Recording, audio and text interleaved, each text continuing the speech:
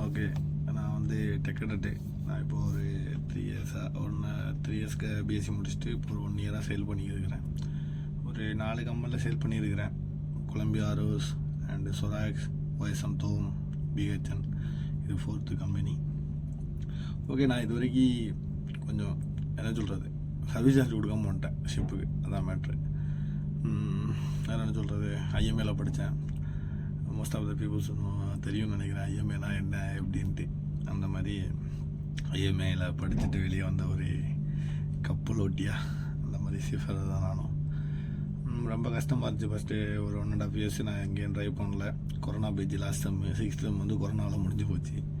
அப்புறம் அதில் கொஞ்சம் அரியர் கிடந்துச்சு. அப்படி இப்படின்னு நான் ட்ரைவ் பண்ணல. 1.5 இயர் வேஸ்ட்டாக போச்சு. அதுக்கப்புறம் வந்து எக்ஸாம் எழுதி பாஸ் ஆகி அப்புறம் வேலை தேடி எப்படியோ கிடச்சி. ஃப்ரீ வேகன்சி தான் ஃபஸ்ட்டு. 10,000 சேலரி கத்தாருக்கு போனேன். கொலம்பியா ரோஸ்லேருந்து ஒரு 7.5 month இருந்தேன். ஒரு 7 மாதம் 10 நாள்.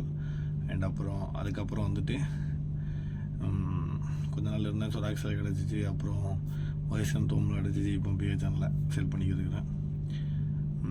வேலை கிடைக்கிறது கொஞ்சம் கஷ்டம் தான். அது கேடட் லைஃபுக்குன்னா ரொம்ப கஷ்டம். நான் லாஸ்ட்டாக ஒரு வேகன்சிக்காக மும்பை போயிருந்தேன். ஒரு கம்பெனி கூப்பிட்டுருந்தாங்கன்னு சொல்லி. அப்போ அங்கே ரெடி ஆகல. அவங்க என்னென்னா ரூபா கேட்டாங்க. ஒரு 5 lakhs மேலே கேட்டாங்க ஒரு பல்க் ஏரியருக்கு. நான் என்கிட்ட இல்லை அப்படின்ட்டு. அப்போ அங்கே என் ஃப்ரெண்டு ஒருத்தன் அங்கே இருந்தான். அவனுக்கு ஒரு இதுக்காண்டி போயிருந்தான். அவன் வேகன்சி அவனுக்கு ரெடி ஆகிடுச்சு. ஷிப் ஜாயினிங்காக போயிருந்தான். அப்போ நானும் போனேனால அவன்கிட்ட சொல்லிட்டு அங்கே போய் தங்கினேன். பெலாப்பூரில் டிக்கெட் இல்லை ட்ரெயின். ஒரு 4 நாள் கழிச்சு தான் டிக்கெட் இருந்துச்சு. ஓகே போட்டுட்டு அங்கே இருந்தேன். சிமனஸ்டல் 200. ஆமாம், 150 200லாம் இருக்குது. அப்போது அங்கே ஒரு 4 நாள் இருக்கும்போது நிறையா பேர்கிட்ட பேசினேன். நிறையா ஃப்ரெண்ட்ஸ் நம்ம ஊரில் இருந்து கன்னியாகுமரி, திருநெல்வேலி, தூத்துக்குடி நிறையா இடத்துல இருந்திருக்காங்க. பட் இவங்க கொஞ்சம் ஒரு கேரளாக்காரங்கிட்டனா பேசினேன். ஓஎஸ்னா 6 lakh 7 lakh கொடுத்துட்டு தான் வந்து உட்காந்துருக்காங்க மும்பையில். 1 மாதம் 2 மாதம். பட் அது என்ன கதைன்னு தெரில. அந்த மாதிரி இப்போ இந்த கப்பல் ஃபீல்டு வந்து ரொம்ப மோசமாக. ரூபா எங்கே போனாலும் ஏஜென்ட்டு ரூபா. என்ன தான் ஆர்பிஎஸ்எல் கம்பெனி கொடுத்துருந்தாலும் நம்ம டிஜிசிபிங்கில் போய் ஆர்பிஎஸ்எல் ஏஜென்சியை பார்க்குறோம். அவங்ககிட்ட வேகன்சி இருக்காங்க கேட்டால் அவங்களும் ரூபா தான் கேட்குறாங்க. 5 லட்சம் கொடு, 6 லட்சம் கொடு, 1 வருஷம் கான்ட்ராக்ட், பெர்மனன்ட் கம்பெனி எதாவது சொல்கிறாங்க. ஆனால் ஒரு சேல் போய்ட்டு வந்தால் அடுத்த சேலுக்கு விட மாட்டேங்கிறாங்க. அந்த மாதிரி நிறையா பிரச்சனை இருக்குது. அதுக்கெல்லாம் கப்பலில் வந்த பிறகும் பிசிஎம் குறைவு. நீ ஆஃப்சர் வெசலில் பண்ணால் 18 மாதம் மெயின் பில்லிட்டு வர முடியாது. ஏதோ கோஸ்டல் அடிக்கக்கூடாது. அதுக்கு தனி கோர்ஸு, அதுக்கு தனி எக்ஸாமு. இந்த கப்பல் ஃபீல்டு இப்போதைக்கு ஓரளவு தலைகீழாக இருக்கு. ஒரு காலத்தில் நல்லா இருந்திருக்கும். இப்போ நிறைய ரூல்ஸ் அண்ட் ரெகுலேஷன் எப்படி பணம் சம்பாதிக்கிறாங்க. எவன் பார்த்தாலும் ரூபா தான் கேட்குறான். அதனால் கொஞ்சம் கஷ்டம்தான். இப்போதைக்கு ரொம்ப கஷ்டப்பட்டு தான் கப்பல் ஏறாங்க எல்லா பசங்களும். மோஸ்ட்லி எல்லாமே ரூபா கொடுக்கணும். ஏஜெண்ட்டு அதுவும் கிளியராக இருக்கான்னு தெரில. அங்கே போயிட்டும் இப்போ என் ஃப்ரெண்டு ஒருத்தனுக்குன்னா எக்ஸ்பீரியன்ஸு இதில் மாஸ்டர் செக்கில் ஏறல. 9 மாதம் அடிச்சுட்டு வேஸ்ட்டாக. ஆர்பிஎஸ்சில் அவங்க ஆர்பிஎஸ்சில் கேன்சல் ஆகிருந்துருக்கு. டேட்டு முடிஞ்சிருச்சு ஆல்ரெடி இல்லாமல். அந்த மாதிரி நிறையா பிரச்சனைகள் இருக்குது. நான் இப்போ என்ன சொல்லுவேன், ஆர்ஓஆர்னு ஷிப்பிங் ஃபீல்டில் ஒரு ஆர்ஓஆர்னு ஒரு இது இருக்குது. நேவிகேட்டிங், அதாவது டெக் சைடு இருக்கவங்களுக்கு மோஸ்ட்லி தெரியும். இன்ஜின் சைடு தெரியும். பட் மோஸ்ட்லி டெக் சைடுக்காரங்க யூஸ் பண்ணுவாங்க. அதனால் ஆர்ஓஆரை பற்றி நான் கொஞ்சம் படிச்சிருக்கேன். இப்போ ஒரு 1 இயரில் நான் கொஞ்சம் படிச்சிருக்கிறேன். லாஸ்ட் இயர் இதே டைமில் நான் கத்தாரில் வேலை பார்த்தேன். ஒன்றும் தெரியாது. இப்போதைக்கு கொஞ்சம் 1 இயர் இருந்ததுனால ஏதோ ஒரு அளவு தெரியும். சரி, நமக்கு தெரிஞ்சதை யூடியூப்பில் அப்டேட் பண்ணலாங்கிற மாதிரி ஃபஸ்ட்டு ஆர்ஓஆர்லேருந்து ஆரம்பிக்கலாம். ஃப்ளாக்ஸு, ஆர்ஓஆர் அந்த மாதிரி நிறைய விஷயங்கள் இருக்குது.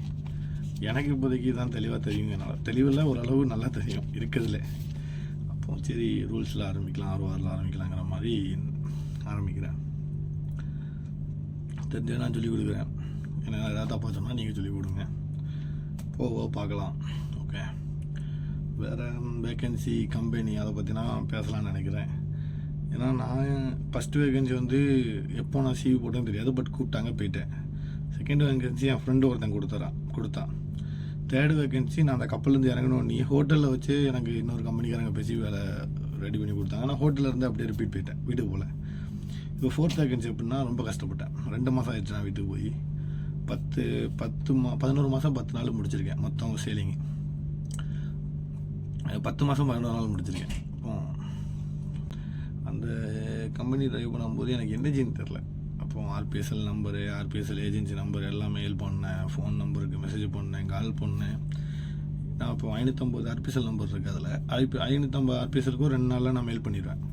மெயில் ஐடிக்கு மோஸ்ட் ஆஃப் த மெயிலு பார்த்து ரிப்ளை பண்ண மாட்டாங்க. 550 ஒரு 30 பேர் வேணால் ரிப்ளை பண்ணியிருப்பாங்க. இப்போதைக்கு வேகன்சியில் நான் கால் பண்ணுறேன். அதுக்கப்புறம் தனியாக என் ஃபோன் நம்பரை பார்த்துட்டு ஃபோன் நம்பருக்கு கால் பண்ணாங்க. மெயிலில் ரிப்ளை இல்லை, ஃபோன் நம்பருக்கு கால் பண்ணி இல்லை வாட்ஸ்அப் பண்ணி இப்படி வேகன்சி இருக்குது, இவ்வளோ ரூபா சர்வீஸ் சார்ஜு, 1 இயர் கான்ட்ராக்ட்டு, வரலாம் அப்படி அந்த மாதிரி. இப்போ என்னடா இது இப்படின்னா கேட்குறாங்க அப்படின்ட்டு நானும் டெலிகிராமில் எடுத்தேன், ஃபேஸ்புக்கில் எடுத்தேன், எங்கெங்கேயோ எனக்கு லிங்க்டின் எல்லாத்துலேயும் எடுத்தேன். குரூ அந்த மாதிரி 2-3 இந்த வெப்சைட் தான் இருக்குது, அதில் தான் எடுத்தேன். லாஸ்ட் வரைக்கும் ஒன்றும் செட் ஆகலை.